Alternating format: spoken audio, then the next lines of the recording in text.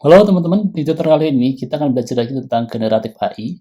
Di tutorial ini kita akan belajar tentang sebuah framework yaitu adalah FastMCP.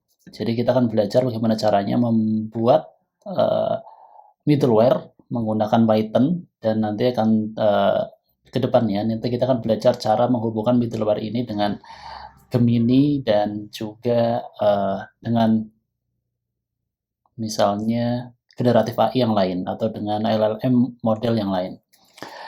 Apa itu FastMCP? FastMCP ini adalah standar yang biasa digunakan untuk membangun agen AI. Jadi kita dengan FastMCP ini kita bisa membuat sebuah agen AI dalam bentuk klien dan server. Di mana nanti si klien ini nanti bisa terhubung, klien ini bisa dikonekin dengan semacam LLM lain seperti Gemini, OpenAI, dan juga Claude, serta misalnya yang lainnya. Dan server ini nanti akan bertanggung jawab mengelola data. Anggaplah misalnya si server ini nanti kita terhubung dengan database atau basis data yang lainnya seperti misalnya sumbernya dari CSV atau dari Google Sheet juga bisa juga. Pastikan juga teman-teman telah mengikuti tutorial lainnya di YouTube channel Gemini Tutorial. Nanti teman-teman bisa memilih yang playlistnya adalah Gemini Tutorial. Di sini saya telah mengupload beberapa sampel video tutorial yang bisa teman-teman ikuti. Selain itu, teman-teman juga nanti bisa belajar banyak hal terkait dengan Python dan juga bahasa Go. Oke, kita sekarang balik lagi ke dokumentasinya FastMCP. Bagaimana cara menginstalnya? Cara menginstalnya nanti teman-teman bisa membacanya di sini.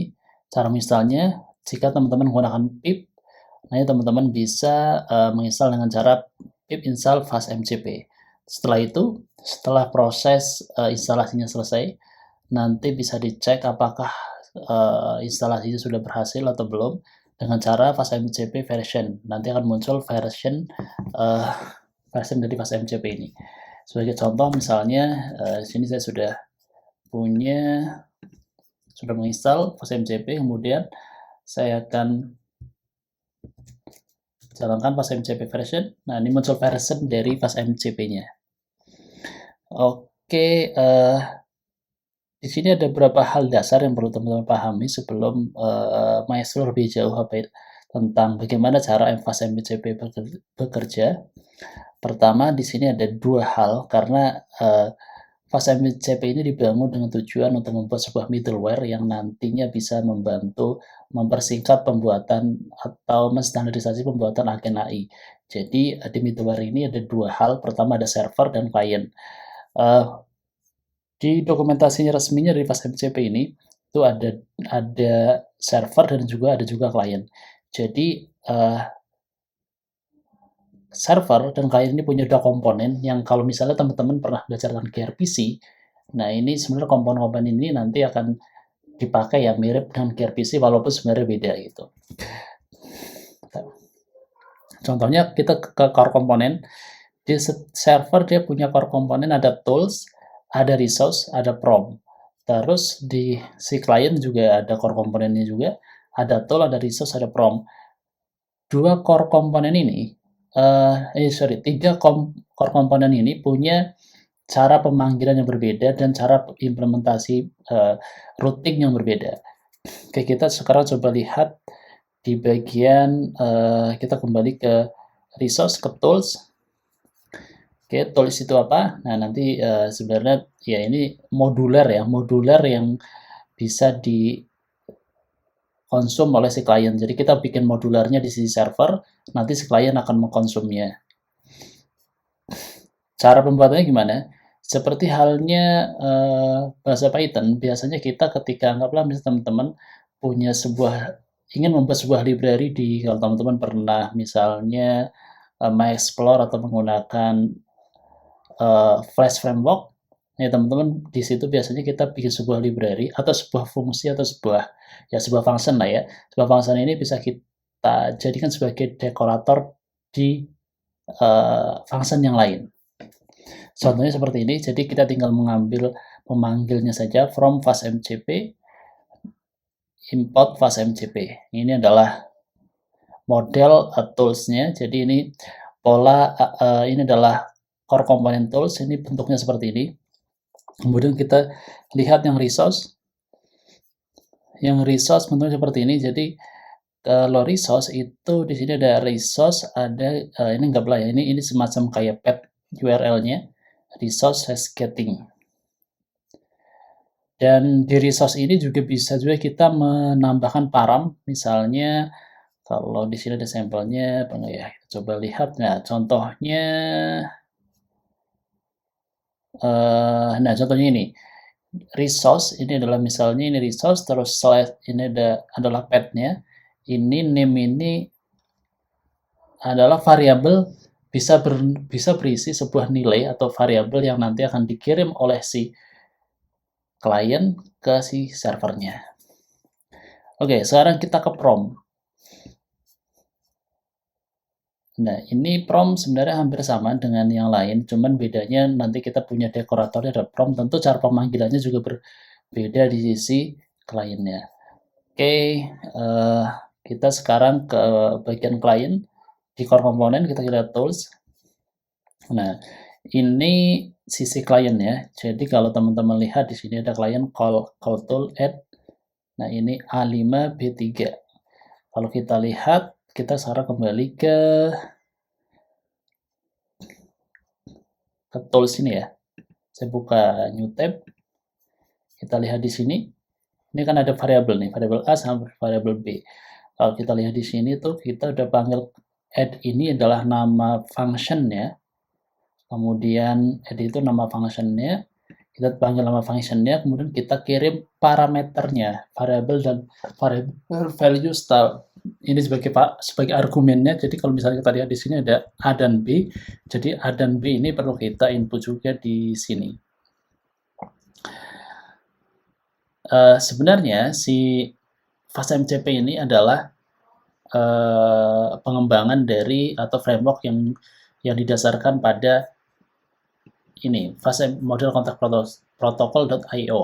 Jadi sebenarnya di sini ini ada dasarnya, ada guide di sini. Kalau jika teman-teman ingin membuat misalnya framework sendiri based on model contact protocol, bisa juga menggunakan dokumentasi ini. Oke, tadi kita sudah ke client tools. Sekarang kita akan mencoba membuka yang client resource. Di client resource, bagaimana cara memanggil servernya atau kita terhubung dengan server? Caranya tinggal client.read resource. Ini adalah file path. Nah, ini file path-nya. Client read resource. Di sini ada sampelnya misalnya ini. Config setting.json. Nah, ini juga ada misalnya kita mengirim, contohnya kita bisa mengirim argumennya juga, bisa juga lewat sini.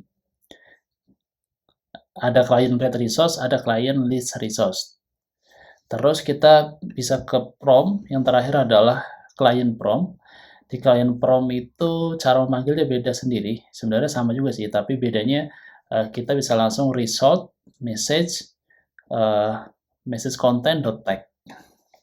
Oke, sekarang kita buka sampel code-nya. Saya sudah bikin sampel code di sini. Ini saya ambil dari dokumentasi yang tadi.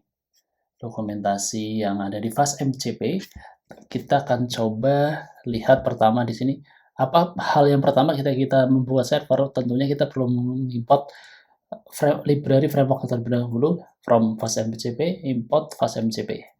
Terus kita define name-nya apa. Yang pertama ini saya ada sampel. Yang pertama adalah tool. Saya bikin sebuah aku ngambil dari dokumentasi yang ada di FastMCP. Jadi kita tinggal bikin function dan variabel serta tipe data yang diinginkan. Di sini tipe datanya integer. Jadi kalau misalnya kita menginput string, maka dari klien mengirim data ke server dalam bentuk string, nanti harusnya kena error. Terus ini ada yang kedua adalah bentuk core komponennya, bentuknya adalah resource. Caranya seperti ini. Ini bisa langsung dipanggil resource config. Terus yang ketiga, saya juga bikin sebuah sampel core komponen dengan nama name, creating name.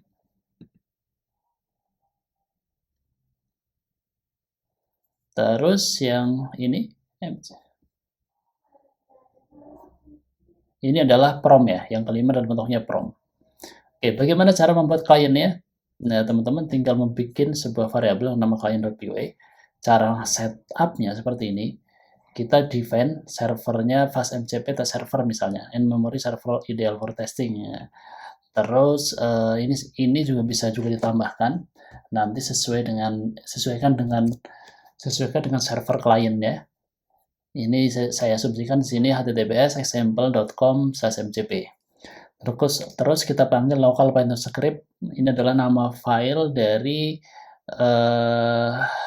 si servernya, si main servernya. Jadi kita masukkan ke sini my mcp server.py. Terus kita bikin sebuah function main. Ini kita yang mengambil list operation, ada tool resource from. Bagaimana cara mengkonekkan atau memanggil atau mengirim sebuah variabel tertentu dari klien ke server. Ini saya punya beberapa sampelnya, contohnya ini. Ini adalah tipe tools, terus ini adalah tipe read resource, terus yang ketiga ini adalah tipe dari get from. Ini adalah tipe dari from ya, jadi kita tinggal bisa seperti analis data. Ini adalah argumennya, bentuknya list. Kalau kita lihat di sini tadi bentuknya adalah list nih, list bentuknya list dan float. Jadi kita bisa mendefine di Python itu, kita bisa mendefine tipe datanya apa gitu dengan cara seperti ini. Tipe data yang masuk ke dalam fungsi kita bisa define dia tipenya apa ya. Caranya seperti ini. Kemudian returnnya dalam bentuk string. Ini adalah returnnya. Ini returnnya juga bentuknya string. Oke, gimana cara menjalankannya? Pastikan teman-teman telah berada pada mode Python virtual environment. Pertama kita jalankan dulu servernya. Tinggal Python server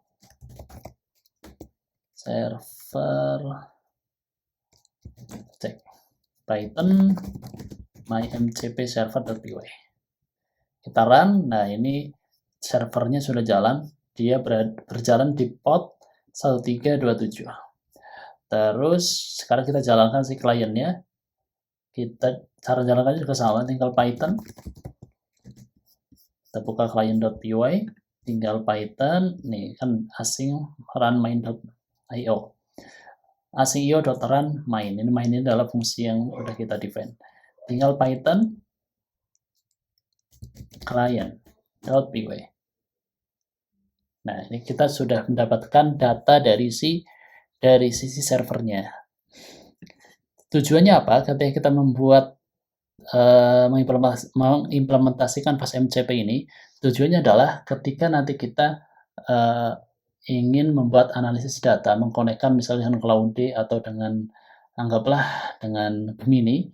Jadi kita sudah tidak perlu ketika ada perubahan, misalnya volume data yang makin besar, perubahannya itu cukup dilakukan di server. Jadi kita tidak perlu lagi mengotak-atik kliennya. Jadi klien nggak akan terpengaruh secara code ya. Jadi harusnya ini lebih menarik.